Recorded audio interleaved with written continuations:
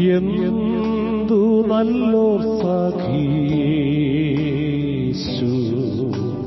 പാപദുഃഖം വഹിക്കും. എല്ലാം യേശുവോടു ചെന്ന് ചൊല്ലിടുമ്പോൾ താൻ കേൾക്കും. നൊമ്പരം ഏറെ സഹിച്ചു സമാധാനങ്ങൾ നഷ്ടം. എല്ലാം യേശുവോടു ചെന്ന് ചൊല്ലിടായ നിമിത്തം. ദൈവവചന ചിന്തകൾ കേൾക്കുന്ന എല്ലാ മാന്യ ശ്രോതാക്കൾക്കും ക്രിസ്തീയ സ്നേഹവന്ദനം. ഇയ്യോബിന്റെ പുസ്തകം 36 അധ്യായം 11 വചനം. അവർ കേട്ടനുസരിച്ച് അവനെ സേവിച്ചാൽ തങ്ങളുടെ നാളുകളിൽ ഭാഗ്യത്തിലും ആണ്ടുകളെ ആനന്ദത്തിലും കഴിച്ചുകൂട്ടും എന്നുള്ള വചനമാണ്.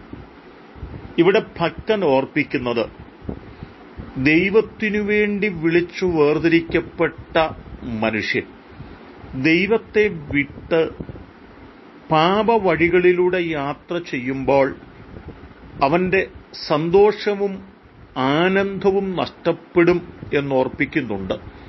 ദാവീദ് ഒരിക്കൽ രക്ഷയുടെ സന്തോഷം നഷ്ടപ്പെട്ട സന്ദർഭത്തിൽ സർവശക്തനായ ദൈവത്തോട് ആഴമായി പ്രാർത്ഥിച്ചു, രക്ഷയുടെ സന്തോഷം തിരികെ തരണമേ എന്നുള്ള പ്രാർത്ഥനയാണ്. ഇവിടെയും അത് തന്നെയാണ് ഓർപ്പിക്കുന്നത്.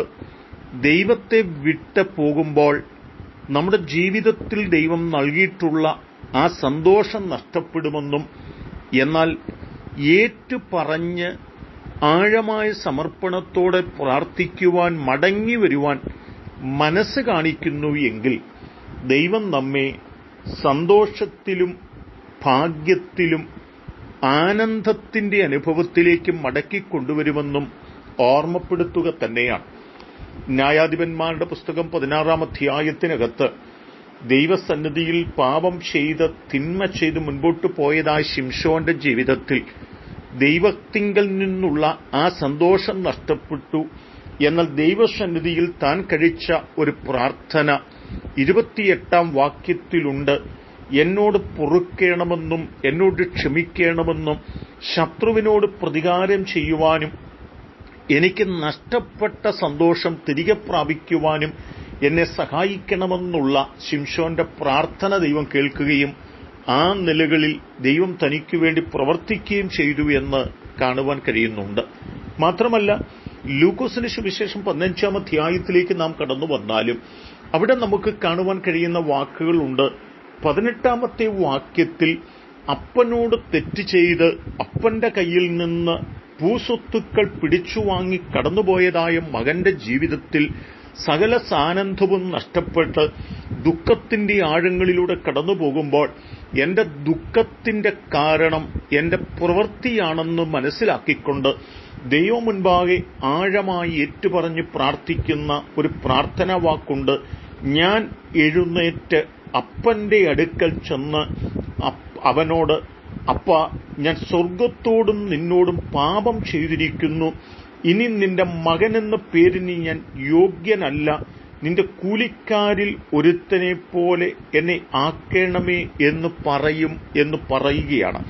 ആ വാക്കുകൾ തന്റെ ഹൃദയത്തിന്റെ അകത്തളത്തിൽ വന്നപ്പോൾ അത്യുന്നതനായ ദൈവം തന്റെ പാപങ്ങൾ ക്ഷമിച്ചുകൊടുത്ത് തന്നെ അപ്പന്റെ വീട്ടിലേക്ക് മടക്കി വരുത്തുകയും തനിക്ക് മേൽത്തരമായ അങ്കിയും കൈക്ക് മോതിരവും കാലിന് ചെരുപ്പും തടിപ്പിച്ച കാളക്കുട്ടിയെ അറുത്ത് ഭക്ഷണവുമൊക്കെ കൊടുത്ത് ആനന്ദത്തിന്റെ ഒരനുഭവത്തിലേക്ക് തനിക്ക് വരുവാൻ കഴിഞ്ഞത് ഒരു മടങ്ങിവരവിനുള്ള മനസ്സാണ്, ഒരു ഏറ്റുപറച്ചിലിന്റെ മനസ്സാണ് എന്നവിടെ രേഖപ്പെടുത്തപ്പെടുകയാണ്. എന്നെ കേൾക്കുന്ന പ്രിയപ്പെട്ടവരെ, നാം ദൈവത്തിങ്കലേക്ക്, സത്യത്തിലേക്ക്, നീതിയിലേക്ക്, പരമാർത്ഥതയിലേക്ക് മടങ്ങി വരുവാൻ മനസ്സ് കാണിക്കുന്നു എങ്കിൽ ദൈവം നമ്മെ ആനന്ദത്തിന്റെ, സന്തോഷത്തിന്റെ അനുഭവത്തിലേക്ക് കൊണ്ടുവരിക തന്നെ ചെയ്യുമെന്ന് തിരിച്ചറിഞ്ഞ് എവിടെയാണ് ഏറ്റുപറയേണ്ടത്, എവിടെയാണ് മടങ്ങി വരേണ്ടത്, ആ നിലകളിൽ മടങ്ങി വന്ന് ദൈവസന്നിധിയിൽ ആനന്ദിപ്പാൻ നമുക്ക് നമ്മെ സമർപ്പിക്കാം. അതിനെ കേൾവിക്കാരായി നിങ്ങളെ എല്ലാവരെയും ദൈവം സഹായിക്കട്ടെ. സ്നേഹമുള്ള ഞങ്ങളുടെ ദൈവമേ, ഞങ്ങൾ മടങ്ങി വരേണ്ട മണ്ഡലങ്ങളിൽ മടങ്ങി വരുവാനും ദൈവസന്നിധിയിൽ ആഴമായി സന്തോഷിപ്പാനും ഞങ്ങളെ പ്രാപ്തരാക്കണമെന്ന് ഞങ്ങൾ പ്രാർത്ഥിക്കുന്നു. ദൈവം ഞങ്ങളെ അനുഗ്രഹം കൊണ്ട് നിറയ്ക്കണം. യേശു കർത്താവിൻ നാമത്തിൽ തന്നെ ആമേൻ.